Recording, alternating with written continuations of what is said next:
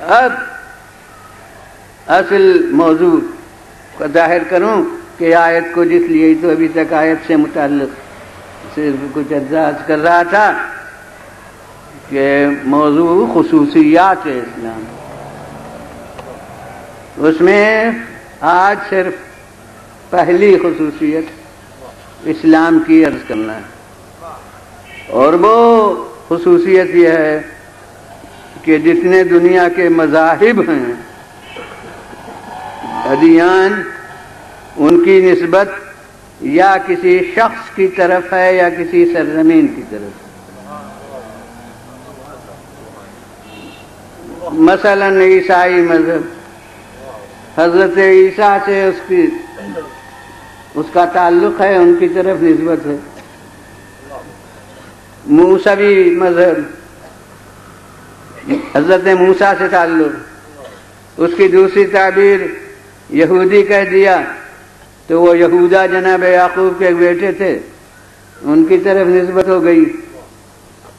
اسرائیلی کہہ دیا تو اسرائیل خود جناب یعقوب کا لقب ہے، ان کی طرف نسبت ہو گئی۔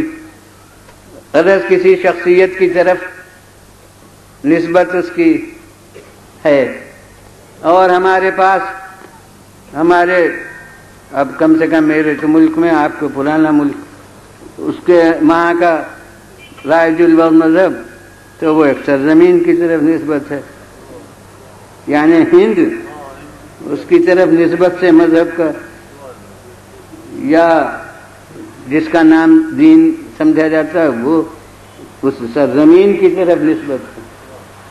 جب شخصیت کی طرف نسبت ہو گئی، سرزمین کی طرف نسبت ہو گئی، تو چونکہ مرکز نسبت محدود ہے، لہذا دین لامحدود ہو ہی نہیں سکتا، اور ہم ادویر نہیں ہو سکتا۔ عیسیٰ کی طرف نسبت ہے تو جو عیسیٰ سے کوئی دلچسپی نہ رکھتے ہوں وہ بلا کسی تردد کے کہہ سکتے ہیں کہ ہمیں نہیں مطلب۔ موسوی دین ہے جو موسیٰ سے، اب وہ تو اسلام کا دنیا احسان مانے کہ اس نے تصدیق انبیاء کی کر کے ہمیں مجبور ایمان کر دیا،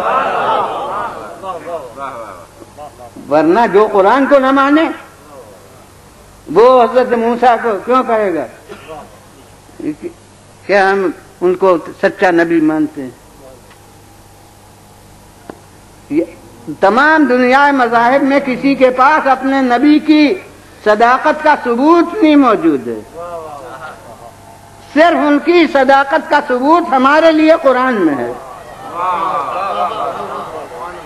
توریت میں دیکھ کے ہم حضرت موسیٰ کو سچا نبی مان ہی نہیں سکتے، قرآن کے صدقے میں مانتے ہیں۔ انجیل کو دیکھ کے حضرت عیسیٰ کی صداقت کو ہم مان ہی نہیں سکتے۔ جب انجیل میں کردار ایسا پیش کیا جا رہا ہو جو ہمارے نزدیک سچے نبی کی شان کے لائق نہیں ہے، تو ہم انجیل کو دیکھ کے کیوں کر ایمان لائیں گے؟ قرآن میں دیکھ کے ایمان لا سکتے ہیں، مجبور ہیں۔ تو جو شخص کے حضرت موسیٰ سے لگاؤ نہ رکھتا ہو وہ بلا تکلف کر سکتا ہے کہ مجھ کو موسوی دین سے کیا مطلب، موسیٰ سے مجھے کوئی مطلب نہیں۔ فرض کیجئے کہ جو ہند کی سرزمین سے کوئی تعلق نہیں ہے، وہ اس کی طرف نسبت رکھنے والا دین ہندو ہے، تو وہ کہے مجھے کیا مطلب، میں کوئی ہندو کا رہنے والا ہوں، مجھے ہندوستان سے کوئی تعلق نہیں، لہذا ہندو مذہب سے مجھے کیا مطلب۔ آریہ نے قوم ہے، مذہب کا نام آپ نے آریہ رکھ لیا، تو جو اس قوم سے نہ ہو وہ کہہ سکتا ہے کہ ہم کو کیا تعلق ہے۔ جب مرکز نسبت محدود ہو گیا تو وہ دین لامحدود کہاں رہ سکتا ہے؟ صرف ایک اسلام ہے کہ اس کی نسبت نہ کسی شخصیت کی طرف ہے، نہ کسی خطہ ارض کی طرف ہے۔ یہ دین عربی نہیں ہے، یہ دین ہاشمی نہیں ہے، یہ دین حجازی نہیں ہے۔ دوسروں نے اپنے مذہب کے ردیف قافیے میں اس کو محمدی دین کہنا شروع کیا، جو ہم بھی بے سمجھے تقلید اغیار میں محمدن کہنے لگے۔ ورنہ کب اس دین کو رسول نے کہا کہ میرا دین؟ کب ان کے کسی پیرو خاص نے اس کو کہا کہ یہ دین محمدی ہے؟ یہ دین محمدی کہنا در حقیقت دوسروں نے اپنے مذاہب کے ردیف کے اوپر اور قافیے کے اوپر اس کا نام تجویز کیا، جو بے سمجھے، جیسے ہم نے ان کا لباس اختیار کیا، جیسے ہم نے ان کی وضاحت اختیار کی، ویسے اپنے دین کے لیے یہ لفظ بھی اختیار کر لی۔ لامحدود چیز کو جس میں آفاقیت تھی ہم نے محدود بنا دیا، ایک شخصیت کی طرف نسبت دے کے۔ بالکل جس طرح اس دین کو دین محمدی کہنا در حقیقت غیروں کی تقلید ہے، اسی طرح اس ایک فقہ کو جو در حقیقت محمد کی فقہ تھی اس کو درمیان کے ایک امام کی طرف منسوب کرنا، یہ بھی اس دور کے دوسرے اماموں کی طرف جو نسبت دی گئی تھی کہ کوئی حنفی تھا کوئی شافعی، تو ہم نے اس کو دین جعفری کہنا، شرح جعفری کہنا شروع کیا۔ نہ دین دین محمدی ہے، نہ فقہ فقہ جعفری ہے، دین دین خدا ہے اور فقہ فقہ محمد مصطفیٰ صلی اللہ سبحان اللہ سبحان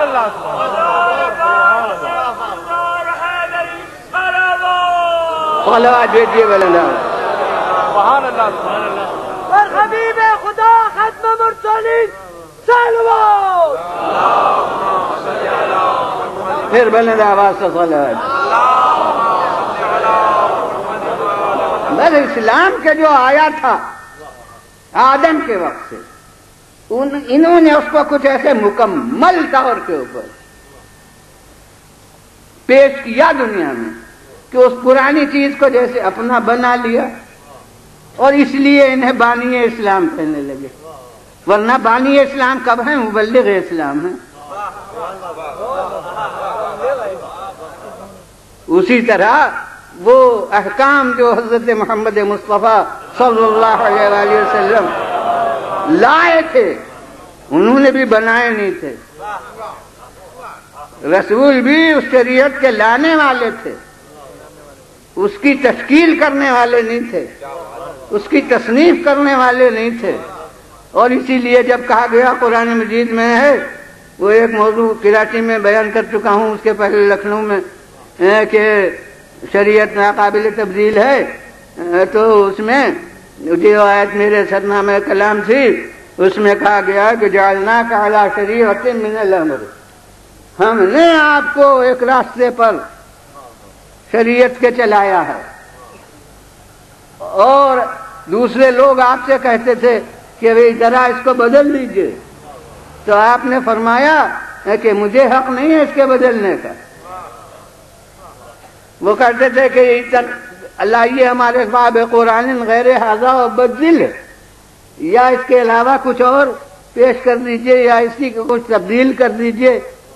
تو آپ نے فرمایا کہ میرے لیے نہیں ہو سکتا کہ من تلقاء نفسی، اپنی طرف سے میں اس میں ذرہ بھر تبدیلی کروں، ان اتبع الا ما یوحی الی من ربی، میں نہیں پیروی کرتا مگر اسی کی جو اللہ کی طرف سے مجھ پر وحی اتری ہے۔ اس کے معنی یہ ہے کہ ہمارے رسول بھی شریعت کے معاملے میں متبع ہیں، مبتدع نہیں ہیں، اتباع کرنا ان کا کام ہے۔ اور یہی آج کل ایک مطالبہ بڑے زور و شور سے چل رہا ہے، تبدیلی شریعت کا۔ اور ایسے لوگ جن کو اسلام سے کوئی تعلق نہیں، وہ مبلغ ہیں شریعت میں ترمیم کے۔ چنانچہ ایک پروفیسر لندن کے اینڈرسن صاحب وہاں قانون اسلام کے وہ معلم ہیں، پروفیسر ہیں لندن کی کسی یونیورسٹی میں۔